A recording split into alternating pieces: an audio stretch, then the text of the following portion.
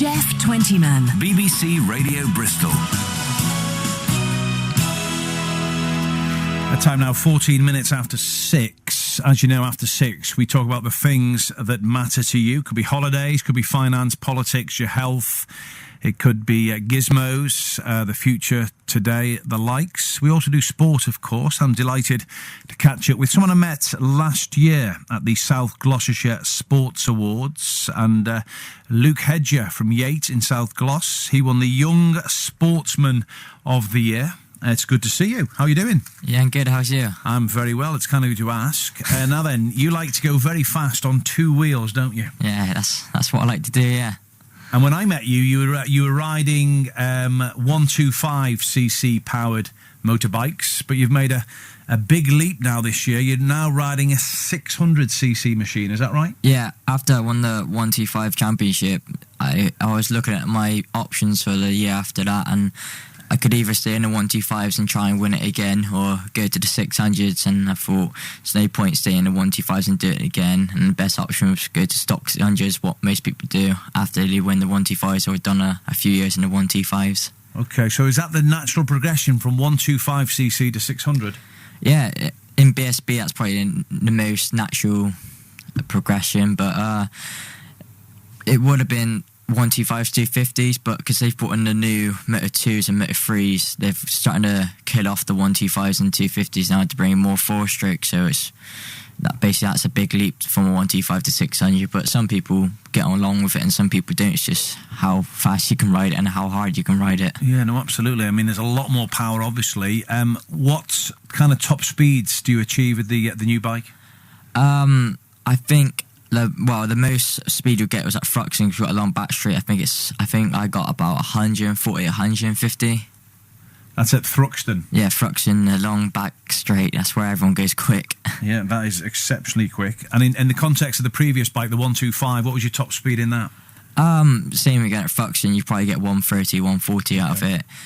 It may not seem big in speed, but it's more the weight of the 600 and how sluggish it's through the corners, because it's a road bike transformed into a race bike, and the 125 is a race bike out of the crate ready to go, so the 600 are more sluggish and really hard to turn. I know you're very modest, but you're very good as well, aren't you? I mean, you're doing really well. Last weekend you raced in Scotland, another podium finish, your second place in a row. You're doing well, aren't you? Yeah, I wouldn't want to big myself up. No, I know that. Yeah, you're modest, that's good. At the moment, it's going all right. I'm not going to say anything because it can all go downhill if I start saying, I reckon I could do this, but at the moment I'm third in championship now, 1 point off second, just got 6 rounds left now, so I'll just see what I can do from there. Okay, you're 17 years of age. Are you still at school? Are you still in education, or is this the kind of full-time gig? I just finished college. Well, today I've been to college and done my last lesson today, so I just finished college, done that for a year, and I've just got a new job as well, so that'll be keeping me busy for the next few years, and then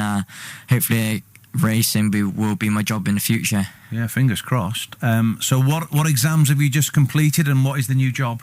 The exam I've just done is level 2 diploma in sport. I've just completed that, and the job is not, I wouldn't say it's a very good job, but it's working in sport. It's working in Sports Direct, the new shop opening in Yate. It's got a little bit of a part-time job in there. Hey, a job is a job. Don't worry about that. I mean, because you got to get the balance right, haven't you? Because you must have a big focus on the motorsport. Yeah, and luckily with the work I got now is only part-time, so I do 3 days a week, and it'd be Monday, Tuesday, Wednesday, and then because I leave mostly days for Thursday, then it won't interrupt my racing. How often do you race? Most weekends. I got a test day this Tuesday coming up, then after that next weekend I've got the race weekend at Snetterton.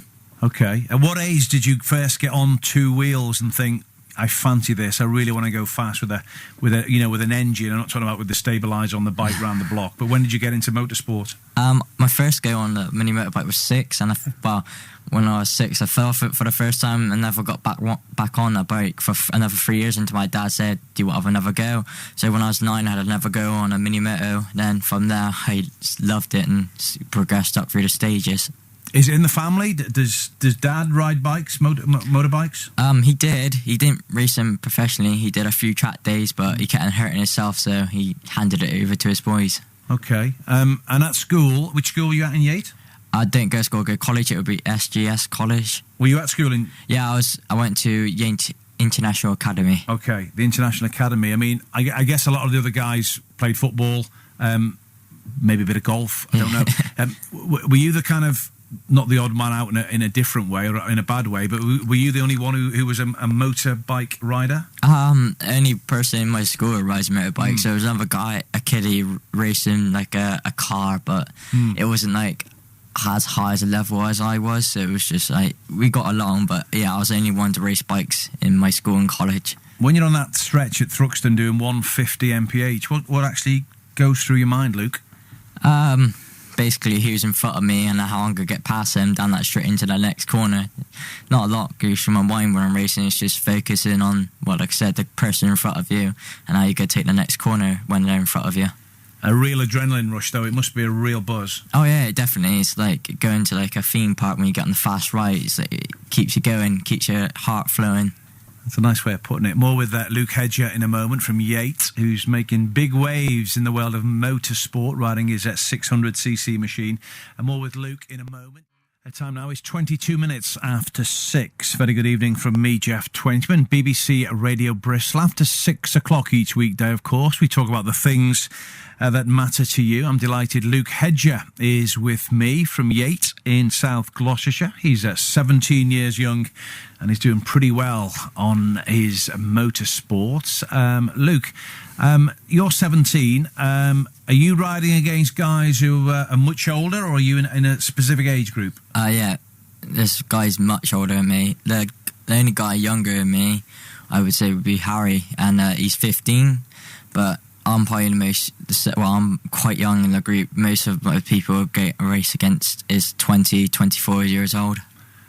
Yeah, I mean, and that level of experience, I mean, I know you're gaining experience race on race, but I mean, I guess there are people with a lot more experience than you. Can you tell that on the track? Yeah, you could tell on the track that they've got more experience, how they come out the corners and pick the bike up. Because on the 600, if you keep the bike leant over, it's just going to spin up. They can't, of course, pick the bike up, get the power, and they're gone. So you learn things off them when you follow them. But at the moment, like I said, I'm learning the bike very well and getting on with it. And at the moment, I'm beating most of them, so I can't complain. I love that. Who maintained your bike for you? Gearlink Kawasaki. They keep the bike, look after it, and then bring it to the race weekends. And all through the weekend, they maintain it. If I crash, they get back up to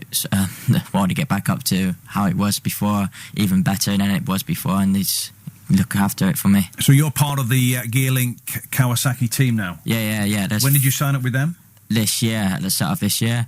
We had a few teams we was going to go for, but that was the best team out of all of them. They're the more professional team. They're more professional than some of the BSB teams in BSB. So, what's BSB? You've used that expression a few times. It's British Superbikes. Yeah, okay. Yeah. Just so people know what who you're referring to. I mean, a Kawasaki, one of the great names, aren't they, of racing? Yeah. Kawasaki are very high up in the motorcycle standings, like you said. They are not in MotoGP, but they're doing very good in like the British Superbikes, Royal Superbikes, and Royal Supersport, and Supersport and BSB. So they're doing very well. I mean, obviously, being part of their team is brilliant.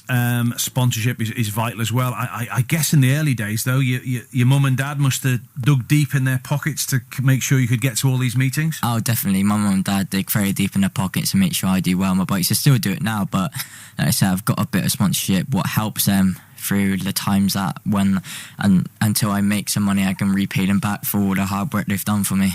Who's your do you have an idol when you're maybe not now 17, but a few years ago? Who was the rider who you thought, wow, he's the one? Well, my idol still now is Lorenzo. He's riding MotoGP.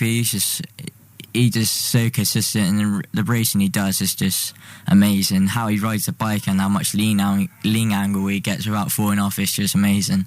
I just don't know how you guys do it. You come within a millimetre, don't you, of the kneecap touching the ground? Yeah, we even touch each other sometimes. Like at Knockhill, when I was going to the straight, we bang elbows, but it's just racing. At the end of the day, you do it sometimes. It's not you're being nasty, it's just you want that part of the track and he's there. So do you ever get frightened? Do you ever get scared on the track?